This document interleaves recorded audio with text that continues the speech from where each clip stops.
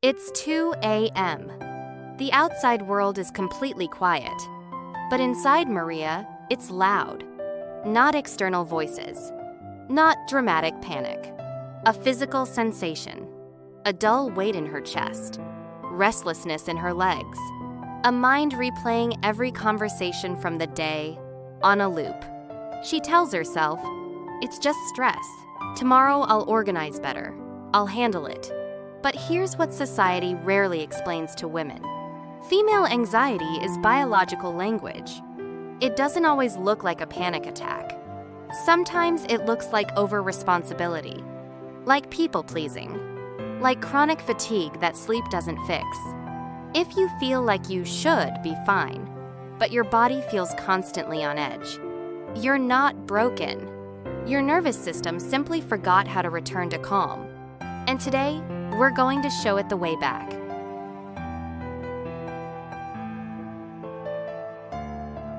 Let's talk about Maria. Maria can handle everything.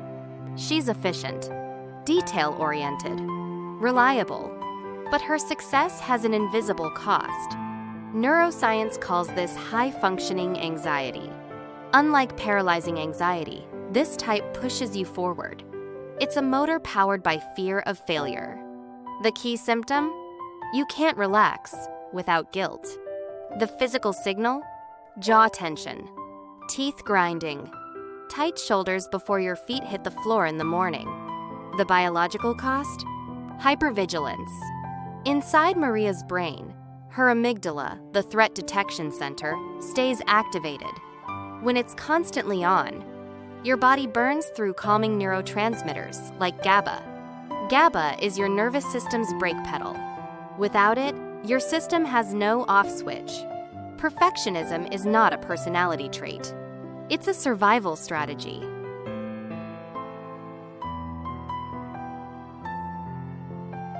To truly understand anxiety, we must stop seeing it as just thoughts. Anxiety is physical. There are 3 biological pillars behind Maria's symptoms. First, blood sugar instability. Many women start their day with black coffee or a carb-heavy breakfast. This causes a spike in blood sugar, then a crash. That crash triggers adrenaline, and your brain interprets it as danger. That shaky feeling at 11 a.m., it's not weakness. It's physiology, asking for stability. Second, the HPA axis and cortisol. The hypothalamic pituitary adrenal axis is your stress messaging system. When Maria perceives a threat, a deadline, criticism, emotional tension, her body releases cortisol. The problem? The body doesn't distinguish between a lion and an inbox. If cortisol stays elevated, the body shifts into survival mode. Energy is redirected. Hormonal balance is disrupted.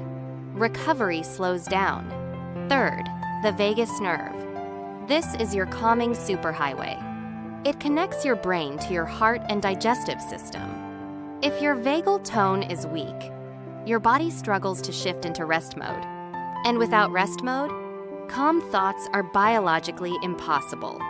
Meditation alone won't override poor vagal tone. Regulation must be physical.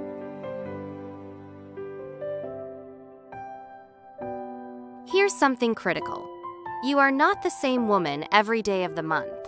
During the luteal phase, the week before your period, progesterone declines. Progesterone supports calm brain signaling. When it drops, stress resilience drops. If Maria doesn't know this, she blames herself. She thinks she's less capable. But her biology simply requires different support. More magnesium, more complex carbohydrates, less self-demand. Female anxiety is deeply connected to circadian and infradian rhythms. Respecting your cycle is nervous system wisdom.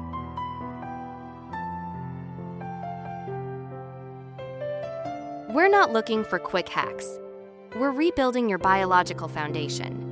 1. Safety nutrition.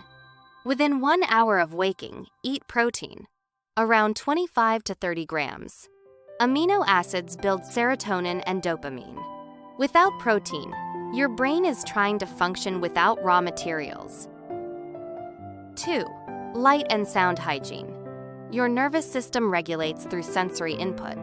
Blue light at night keeps cortisol elevated. If you try to sleep in that state, it's like landing a plane in a storm. Dim lights in the evening. Reduce noise. Create environmental safety cues. 3. Magnesium and omega-3. Chronic stress depletes magnesium. Magnesium supports muscle relaxation and nervous system balance.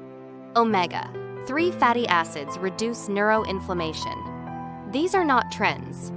They are repair tools. Why does Maria feel like she has to carry everything? Many women were conditioned to be the caretakers, the mediators, the emotional anchors. Every time Maria takes on something that isn't hers, her nervous system receives a message. You're alone. Stay alert. Healing begins when we learn to delegate, when we understand that the world won't collapse. If we pause, boundaries regulate biology. Maria didn't need another productivity planner. You can do the same. If this brought clarity to what you've been feeling, subscribe and turn on notifications. I'll see you in the next video. We're in this together.